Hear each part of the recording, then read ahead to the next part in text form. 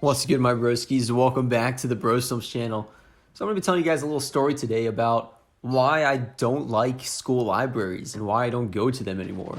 So this all started back in elementary school when I was first introduced to the school library. You know, your teacher takes you over there and everyone gets like almost coerced into checking out books, and then they advertise that scholastic crap and they tell you you should buy these books because the school decided so. And then they promote the book fair where you buy overpriced scholastic books. Everything was scholastic. If it wasn't scholastic, then it just wasn't fantastic. That was pretty much their motto.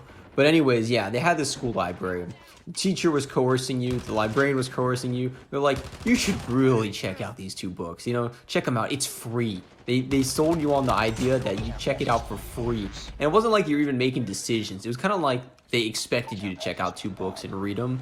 So they coerce you into checking out these books. They like force you to check out these books. You check them out, and then they start telling you about the library fees. You know, these hidden fees that you didn't know about. And they're like, yeah, if you don't return the books, we have to start paying 5 cents every day. And it's just going to add up. And every day you don't pay it, these fees are just going to increase. And eventually, you're going to owe a few bucks. And if you don't return the book, then you're going to have to buy the book. And, you know, elementary school me doesn't have any money. And I'm thinking 5 cents is like freaking like $1 million. Like 5 cents is a lot to me because I don't have any income. I'm unemployed, right? And they're treating these library fees like freaking taxes. Like, you don't pay this stuff, they come after you like the IRS. There's like no escaping library fees. And even if you don't cough up the money, they're going to start like taking your rights away from you. They're going to start removing privileges, school privileges that normally, that, you know, most of the kids get to do. Like, you get to go to this thing, like this dance or whatever, or this party, or hang out with friends, or get nominated for safety patrol. Do you guys remember the safety patrol? Did you have that, or was it just me? Anyways, yeah, they start taking all that stuff away, and so you have nothing left at the school, and you're kind of like forced to pay the fees. But anyways, you know, elementary school me is not ready for any type of commitment, and I don't think any of the elementary school kids were ready for any type of commitment. Let's be real. And they're making these kids pay library fees. So that's kind of like where the sour taste of school libraries kind of settled in. Plus, I hated the library teacher, or I don't know what you call them, the librarian. They were always mean. I feel like they were all like really mean for some reason, or just salty. Maybe they were just salty all the time. Like, they're just bitter at their lives that they got stuck in a library. I don't know. I'm gonna be real with you guys. I don't know what's up with the school librarians. But anyways, moving on. It's now middle school. We got the library fees. They go up, and this time I got a little smarter, right? I used to be like a fish. Like, I just went with everything. Middle school, I'm starting to rebel a little bit. I'm starting to understand that I have options. And, you know, even then, I feel like I wasn't at my full potential yet for, like, radical against the system. But anyways, I didn't check out any books. They could not coerce me into checking out books. So I never touched them. I was like, you know, I'm not messing with these library fees. And plus, I didn't read anyways. Like, no one was forcing me to read, really. And if there was a book they were forcing me to read, they would provide it for you now. Except now they introduced textbooks, right? In elementary school, I think I had textbooks, but they stayed at school. In middle school, you got to take these textbooks home, and they wanted you to take them home. And they wanted you to, like, read them and do, like, questions out of them. Yeah, I wasn't about that. But anyways, they didn't give you an option. So you had this textbook, and you go home and do like a million questions on them. And at the end of the year, they expected you to return these textbooks, right, in good condition too. Or otherwise, you're looking at owing like $100 or so, maybe even $200. Like, these textbooks were expensive. Like, if you did not return this textbook, you're looking at Chapter 13 bankruptcy before you even hit 13 years of age. Now, if that's not extortion, I don't know what is, because there was no choice in this. So yeah, you know, I think I was losing a few hours of sleep every day, making sure that book was in good condition and that I knew where it was at all times. And then, yeah, I ended up losing it or something. And I spent like forever trying to find it. And I think luckily I did find it. But man, I might have lost a little bit of hair in that situation. I equivalent stress to hair loss. I haven't come up with the proper formula yet, but I plan on doing that one day. Yeah, so middle school goes by. I rarely interacted with the library. There was one occasion which I'll bring back later. But anyways, I'm now in high school. High school, I didn't check out a single book from the library. In fact, I was rarely in the library. You couldn't catch me in the library. And it's funny because they didn't even want you in the library. Like, I don't know why. Like, they were like, this is like when all the school shootings and stuff was happening. So, like, they're really strict about where students were. And the library is one of those places they didn't want you at. So I never went to the library there. In fact, I spent most of the time at the community college library because I was actually dual enrolled in high school. So I was taking classes at the community college. And I'd go there and I'd chill. Okay, so I'm chilling in the community college library.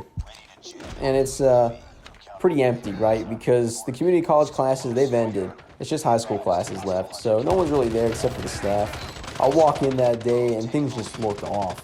The staff was just standing like in front of the help desk. There's like maybe a little less than 10 of them, maybe 8 or so people just kind of standing there. And like in a line too. It was really weird. I don't know why they were standing there. And one of them pulls out their phone and starts recording me. And I was like hella confused. I was like, what, you good? And just like walked past him. I didn't ask for any explanation or nothing. I just walked right past him because I didn't know what was going on and I didn't feel comfortable. So I go to my usual spot where I study.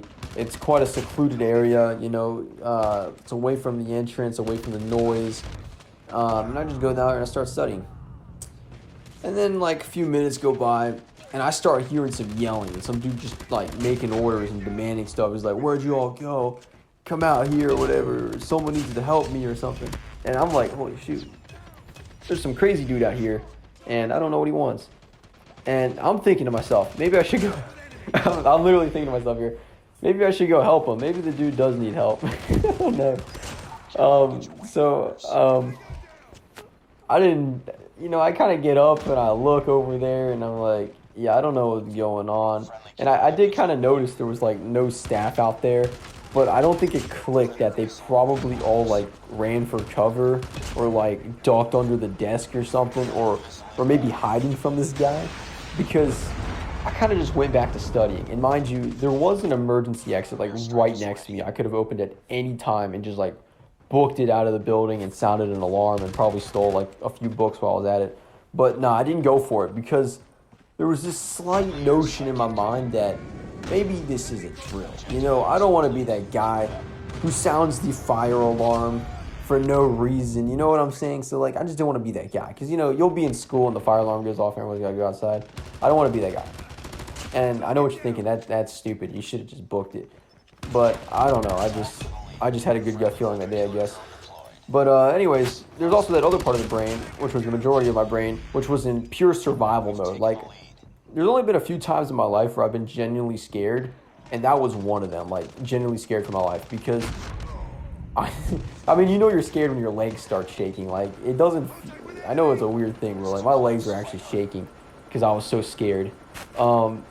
But I remained calm under pressure, I guess, because I went back to studying. Yeah, nothing's gonna get in between me and my study session. I was super motivated back then, you could say. Anyways, dude walks right past me, and he just starts looking at me, and I'm like, and I turn around, I'm like, yo, I didn't even say anything, but in my head, I'm like, what's about to happen? Then I noticed the dude's got a gun, and I'm like, okay, maybe this isn't a drill. Maybe this is for real. Maybe I should take this a little seriously. And I don't know what to think at this point because I just kind of look at him, and then I decide, you know, if I'm gonna die, then whatever. And I just turn back to my notes and start studying again. Like, why are you staring at me, bro?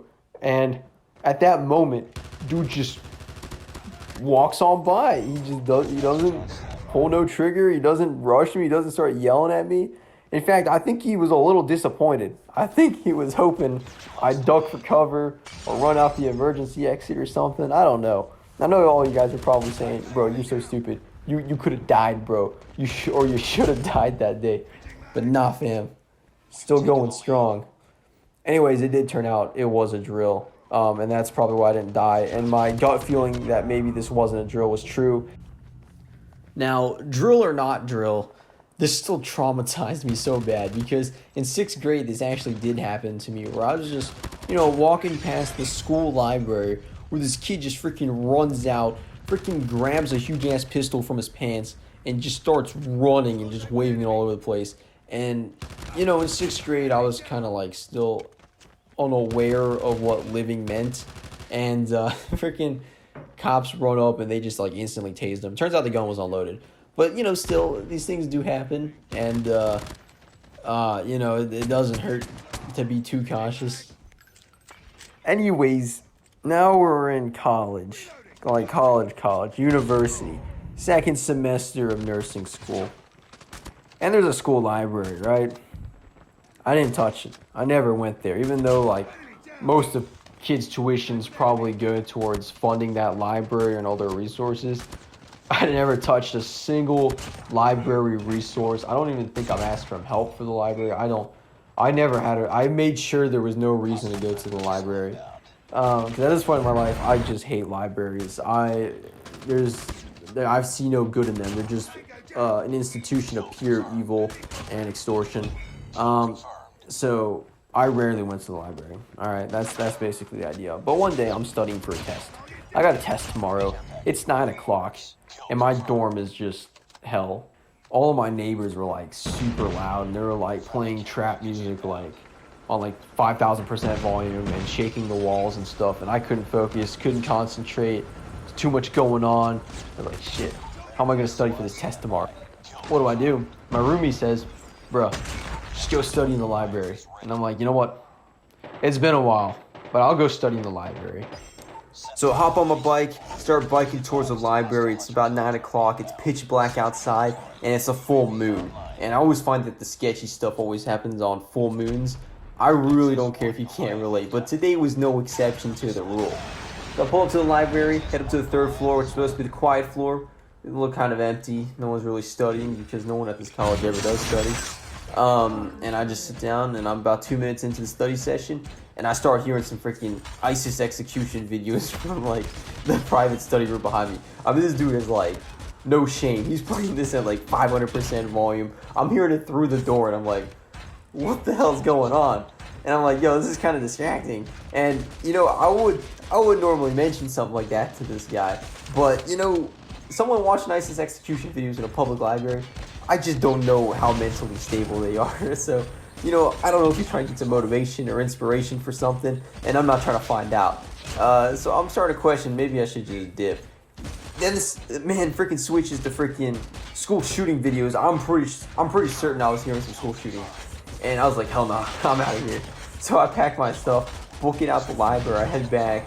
It's been about only like a few minutes. I get back about like 9:30. And dude's like, dude, you're already back? And I'm like, yeah, man. Dude's straight up watching ISIS execution videos. And then second he swapped the school shootings. I was like, hell no, I'm out of here. That's why I don't do, public school libraries. Those places are too sketch. So yeah, that's why I hate public school libraries. Let me know if you can relate.